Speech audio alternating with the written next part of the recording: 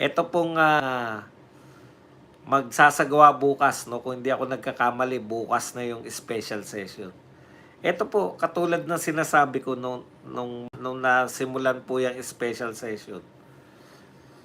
Hindi ko maintindihan kay Joel Villanueva, bakit naghihintay siya ng special session? Meron ba silang usap? Kasi, bakit po special session? Para hindi nag-traitor si Joel Villanueva. Kasi special session, pinatawag ng Pangulo, alangan namang hindi siya dumalo, di ba? Yun yung palusot niya eh. Sa special session lang ako dadalo, hindi sa patawag ni Gatchalian.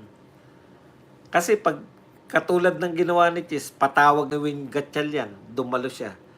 Hindi sinabihan siyang traitor, sinabihan siyang Judas, tapos nagre-react siya. Kasi tatakbo pa yung mga yan, ewan na yan eh, sa Senado eh. Hindi na namin kayo boboto. Walang Duterte supporter ang boboto sa inyo. Okay.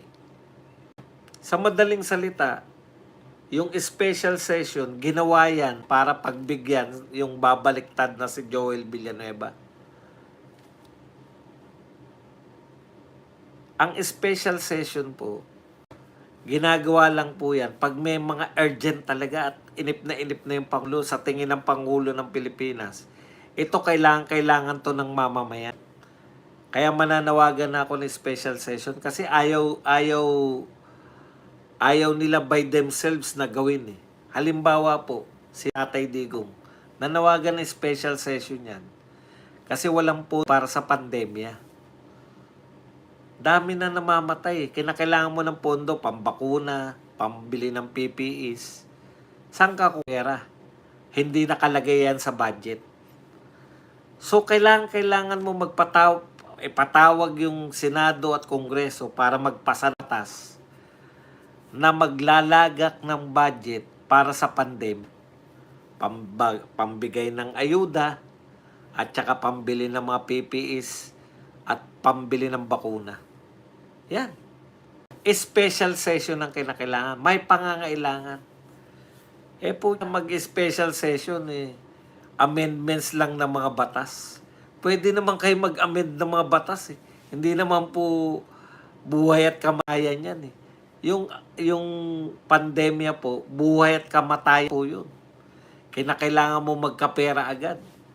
Yan pong mga pag-uusapan nila,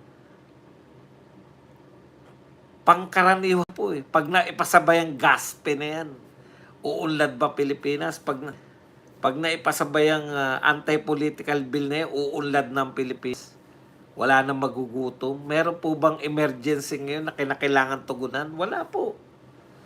Kaya lahat po yan, palabas lang para sila, magiging legit na po yung kanilang pagiging president. Pero, tandaan nyo po, pag naging legit na po yung kanilang pagiging Senate President, hindi na po mag-gauli ng Blue Ribbon. Bakit? Ngayon na lang, wala pa nakatakda eh. Hindi po alam ni Erwin ang kanyang gagawin sa ribbon. Hanggang ngayon nga, dinadaldal ni Erwin yung di ba? Ano yung dinadaldal niya? Yung pa rin yung pagpirma niya sa partial. Wala naman pong katotoran niyang partial. Ito pa po. Sabi ni Sherwin Gatchalian, mayroon threat sa Senado. Kaya work from home. Nawala na ba yung threat sa Senado? Anong ginawa ninyong paraan para yung threat sa Senado? Bakit kayo magse-session na bukas? Dapat pinapaliwanag ni Gatchalian. Nawala na yung threat sa Senado dahil nakita namin etong dalawang tao na to na tatanim ng at in-interrogate namin siya. Dapat meron di po ba? Hindi ba bulahan lahat? Mayroon daw threat. Senado kaya nag-work from home ng ilang araw. Tapos nagdeklara si BBM. Mag-special session kayo. Wala nang threat. Nagdeklara lang si BBM. Dapat pala noon pa nagdeklara si BBM para wala nang threat. Di ba niloloko nyo yung tao? May threat, tapos nagdeklara lang yung Pangulo na mag-session kayo. Nawala na bigla yung... Ano yung nangyari? Dapat merong aksyon. May ginawa kayong aksyon para mawala yung threat. Halimbawa, nalutas na namin yung threat kasi nahuli namin tong 2 tao na to na nagpaplano na ganito pala balak nila. Ngayon, napaamin namin sila. Meron ba kayong ganun? Paano nyo nalutas yung threat? Kasi kung hindi mo masasagot yan, win-gatchal yan. Lahat yan para pigilan lang yung in-announce ni Marcoleta na pag-imbestiga nila. Ngayon, tuloy-tuloy po yung threat. May threat na naman yung mga bilyar. Ano ni Boying Rimulya? Paimbestigahan yung 2 bilyar. Yung 2 senador na bilyar. Dahil sila daw ay bakit hindi mapunta. Yung LRT ba? Pinipigilan daw nila yung pagtutuloy-tuloy ng trabaho na LRT. Kaya raw hindi makarating ng Cavite. Yung LRT 1. Iimbestigahan na. Pag iimbestigahan ka na ng ombudsman, alam na this.